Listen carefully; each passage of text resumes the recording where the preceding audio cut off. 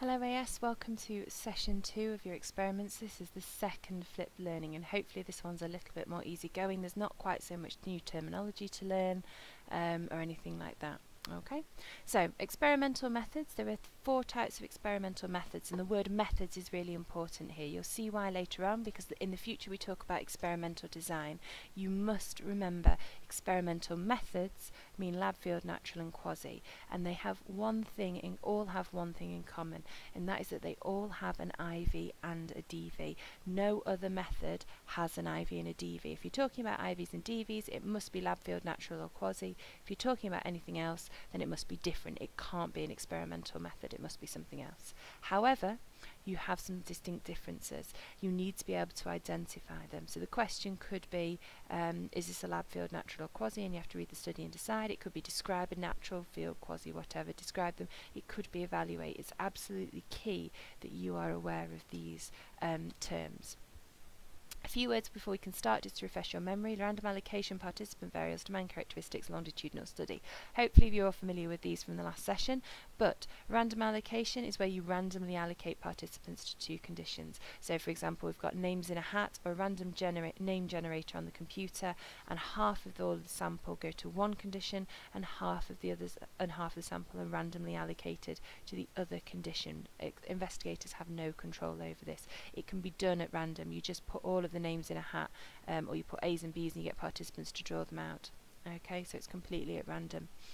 So for example, you can decide who drinks caffeine before and who doesn't. So you get 100 people in, 50 of them, either the name comes up at random and they're in the drinking caffeine, and then the other 50 names, or however many names, they don't drink caffeine. You can choose that kind of, you can be in full control before they do a memory test. However, can you get a group of 100 people and allocate 50, say you're going to smoke for 20 years now, or you have smoked for the last 20 years, and the other 50 to say you haven't smoked for the next 20 years, or you're not going to smoke for the next 20 years. That is not possible, and I want you to bear that in mind when we talk about quasi or quasi-experiments. I don't mind what you call them. So those who smoke for 20, you can't really randomly allocate those who smoke. So you can't have 100 people and 50 go around. The first 50, you half, you've smoked before, you half, you haven't. Same with, you can't get 100 people and go, right, now the gender you identify with is male, the gender you identify with is female. We cannot do that. They come in with those qualities. So just bear that in mind. Participant variables are individual differences. So that just means how people are different in every way. And if you have a look here, you've got age, gender, location, social class, hair, eye colour, job colour, whatever it might be. Apart from job colour, that doesn't exist, but employment, type of employment, there we go. Salaries of parents, salaries of themselves if they work, number of siblings, whatever it might be.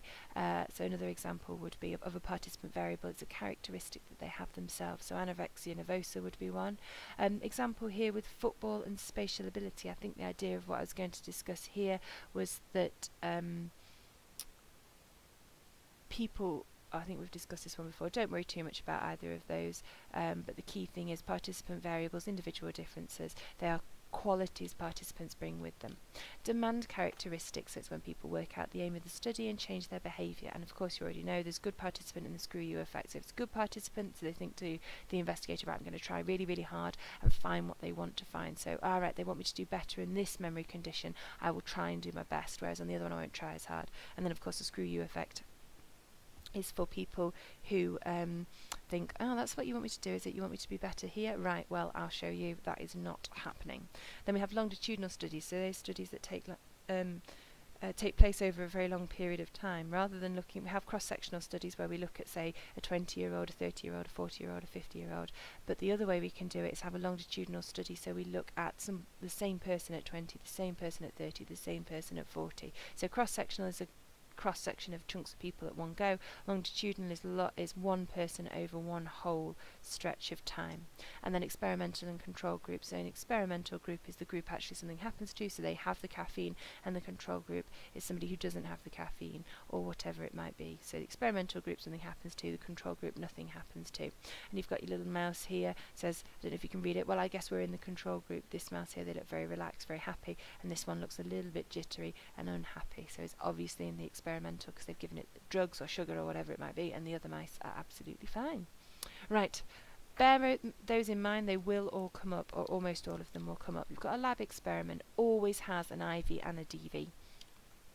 And the IV is always being manipulated by the experimenter. So the experimenter chooses, right, you have coffee, you don't have coffee. You do this in the light, you do this in the dark. You listen to music, you don't listen to music. The IV is fully manipulated and controlled by the experimenter. The participants should always have been randomly allocated to each condition. They either can be or they should be as well. So we get 100 people and randomly allocate 50, so randomly out of a name generator, give them picking numbers out of a hat. 50 of them take caffeine and 50 of them don't. So you should always be able to randomly allocate in a lab experiment. That's good lab experimenting, which isn't a technical term. Always in a controlled environment. It doesn't have to be a lab, but it has to be a controlled environment, so an artificial, a fake environment, or an environment that if you walked into it just wouldn't quite feel right. So it's always controlled. So with the controls you can reduce as many extraneous variables as possible, so you can put loads of things in place to reduce extraneous variables. So if you're able to do that, it probably means that it's a lab experiment. If there's lots of problems with extraneous variables, it must be one of the other ones. So it's always a controlled environment. And the participants are always aware they're taking part in an experiment and aren't being deceived. So they're asked to give their informed consent. This is what's going to happen. Are you happy for this to happen? And they're always comfortable with that. However, it can be said to be very artificial, and as you know, having looked at previous things, hopefully you're starting to think about ecological validity and mundane realism. So if something can be said to be very artificial, then it's going to be low in mundane realism. It's not going to feel like everyday life, and therefore it's going to lack ecological validity. And the experiment is always planned in advance by the experimenter. So the experiment is always planned in advance. They decide, right, we're going to look at caffeine and memory, let's invite participants in and ask them about that. So they know it's going to happen. They plan the IV themselves. They know exactly what's going off. Field experiment, exactly like a lab experiment, always has an IV and a DV, and you will find throughout lab and field that all of these have links together. So each one will be similar in some way and each one will be different in some way. So lab and field both always have an IV and a DV, and the IV is always manipulated by the experimenter. The experimenter has control of the IV. Participants can be randomly allocated. They might not have been, but the ability to, the fact that it's not a variable, an individual difference they're bringing into them, they can be randomly allocated. So just because they haven't, think, but could we still randomly allocate them? If the answer is yes, then it's probably more likely to be a field. It's conducted in the field, not in a field. Now, I'm sure as very intelligent A-level students, this is not something that you were surprised by. It's conducted in the field, in a natural environment, not in a specific field itself. So just because it's not in a field doesn't mean it's not a field experiment. However, it must be in a naturalistic setting, and this is how it varies from a lab. So far, everything else has been very lab-based like. This one is in a much more naturalistic setting, so it's on the it's in town, it's on a roadside, it's in a classroom, anywhere that you can think, a supermarket, anything you can think of that's more natural environment rather than a lab or somewhere that's highly controlled. So of course there are problems with extraneous variables, which we'll talk about in a bit. Usually, but not always, aware they're taking part in the experiment or the aim. So usually, so again, not always, this one's a bit more, a bit like the random allocation.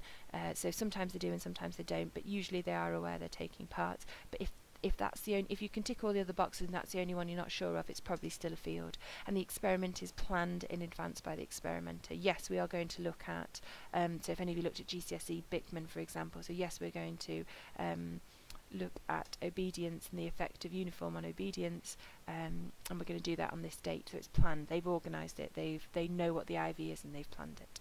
Quasi or quasi, and I don't mind which you say. Experiments, again, like a lab and a field, always have an IV and a DV, and you should see a pattern emerging with that one. However, these are different to a lab and a field in that the IV is not directly manipulated by the experimenter. The IV is a characteristic of the participant. So think individual differences. Think of any individual difference. If you are testing that, that is a quasi or a quasi experiment. So for example, gender is a quality the participant brings in with them. Age is a quality the participant brings in with them. Anorexia nervosa is a quality, or not having it is a quality that a participant brings in with them. Anything like that. Working as a teacher, working as a nurse, they are qualities the participants bring in. So that is how it's different to a lab.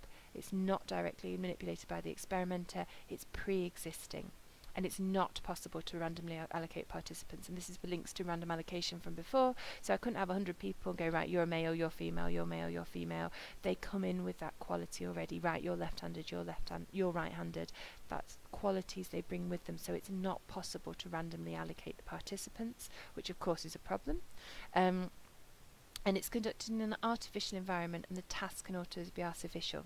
So if you think it's a lab, but you think, hold on a minute, it's a participant of a quality of the participant we're testing, then it is and so it's in an artificial environment, all those things, it's probably a quasi. So the lab and quasi are almost identical, apart from this one fact that it's a characteristic of the participant they're conducting. Participants are not deceived, they are aware they are taking part, so like a lab, and it's planned in advance, and it's in a highly controlled environment, so artificial and controlled. So in every way it looks like a lab, so it has all the strengths and weaknesses of a lab, however it's not possible to randomly allocate participants. And finally, a natural experiment always has an IV and a DV, like all four. The IV is not directly manipulated by the experimenter, so it's similar to a quasi, however it is naturally occurring. So quasi-experiments are qualities of a participant, whereas a natural experiment is the IV is naturally occurring, a naturally occurring event. It is so examples here before we go into the random allocation. For example, things like experiencing war, earthquakes, what else? There's an example. I think I'm giving away one of the answers to my questions later on in the session. So listen carefully to this bit. One of them was they wanted to see the effects of sort of banning smoking on whether it would reduce cardiac arrest, so whether the number of heart attacks would reduce. Now, psychologists aren't allowed to do that. They weren't allowed to do that. So instead, they found where a government was doing it. So it was a naturally occurring event. It was the government that were doing it, and they found that in the hospitals near where that ban happened, that heart attacks were reduced. So as you all know, smoking, very bad for you, because it will give you a heart attack. So it is an event that's occurring, so war, famine, anything like that, an event that has happened. It's not possible to randomly allocate participants. It's not possible to say, right, you're going to go and live in the smoking area and you're going to live in the banned area. You just can't do that. It's not allowed, so you can't randomly allocate. So that's, again, similar to a quasi. But it's conducted in a natural environment. The task is natural, the experience is natural. So this is where field and natural experiments fall together more. So if it feels like a field, but you think it's more of a naturally occurring, it's unplanned by the experimenter, then it is a natural experiment. Participants aren't always aware they are taking part. They're quite unlikely to be aware, and the experiment is not planned in advance by the experimenter. You can think, oh, that's happening, I'll go to that, but you can't say, right, we're going to ban cigarettes, we're going to drop a nuclear bomb, we're going to start a war. Those things are not possible. Psychologists have a lot of power, but not quite that much. And it's usually the case that in a natural experiment that it's not possible to recreate it ethically. So natural experiments are excellent because they help us access information that we couldn't recreate ethically, which is really good in some ways. So we don't have to recreate it, we don't have to make someone experience a war or start a war, but we can see what the effects are when they naturally occur. Right, what I would like you to do now is evaluation. So I'm going to start getting you working on the structuring of evaluation points. So these are what we call AO3, Assessment Objective 3.